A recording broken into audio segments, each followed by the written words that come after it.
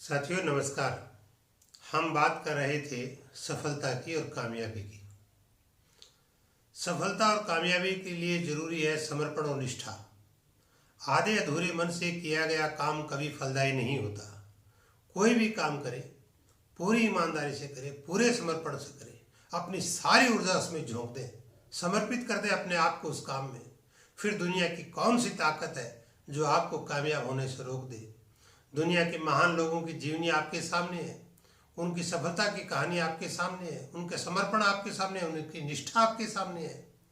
देखिए उन्होंने कैसे अपनी सफलता की कहानी लिखी है। मीराबाई और राणा की कथा आपने सुनी है।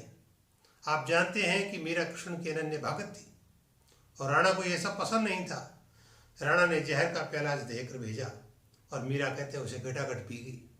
ये जहर का प्याला यातनाओं और प्रताड़नाओं का प्रतीक है, लेकिन मीरा तो कृष्ण की भगत थी और उनकी भक्ति में समर्पित थी।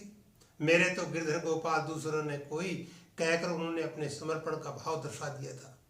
उनकी निष्ठा थी, उनके प्रति लगन थी कि मुझे सिर्फ और सिर्फ कृष्ण की भक्ति करनी है। मीरा के इसी समर्पण भाव को देखकर राणा को झुकना पड़ा। जिस भी कार्य में लगे हुए हैं आप, उसे अपने आप को होम दो, अपनी पूर्ण निष्ठा के साथ उसमें लगा दो। कामयाबी आपकी निश्चित है, कोई नहीं रोक सकता आपको। साथियों, आपने थॉमस एडिसन की कहानी जरूर पढ़ी होगी। अगर नहीं पढ़ी है तो मैं बता देता हूँ। बचपन में थॉमस एडिसन जब स्कूल में पढ़ने के लिए गए तो अध्यापकों ने काफ़ी दिनों बाद थॉमस एडिसन की माँ को एक पत्र लिखा कि तुम्हारा बच्चा मंदबुद्धि है और इसे हम नहीं पढ़ा सकते, आप इसे स्कूल नहीं भेजें तो ठीक है। थॉमस एडिसन की माँ को जब ये पत्र मिला तो उसकी आंखों में आंसू आ गए। बालक एडिसन ने पूछा कि क्या हुआ माँ, पत्र में क्या लिखा हुआ है? माँ ने कहा, बेटा लिखा है कि तुम्हारा बेटा बहुत जीनियस है, बेहतर यही है कि आप इसे खुद पढ़ाएं। थॉमस एडिसन की माँ ने उसी दिन ये दृढ़ निश्चय कर लिया, ये संकल्प कर लिया कि मुझे मेरे बेटे को पढ़ाना है।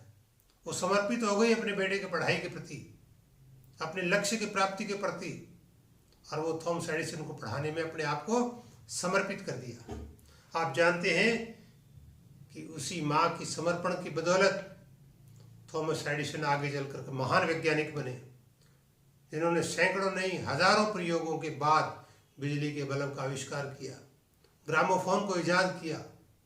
ये है समर्पण की बात। एक माँ ने अपने बेटे को पढ़ाई करने के लिए अपने आप को समर्पित कर दिया और फिर उस बेटे ने अपनी माँ के उस सपने को पूरा करने के लिए अनेक अनेक बार प्रयोग असफल हो जाने के बाद भी उसने बार बार प्रयोग किए और हर बार ये प्रयोग के असफल होने के बाद उन्होंने कहा कि नहीं, एक प्रयोग और इस एक प्रयोग और के बाद ग्रामोफोन का आविष्कार, इस एक प्रयोग और के बाद बल्ब का आविष्कार।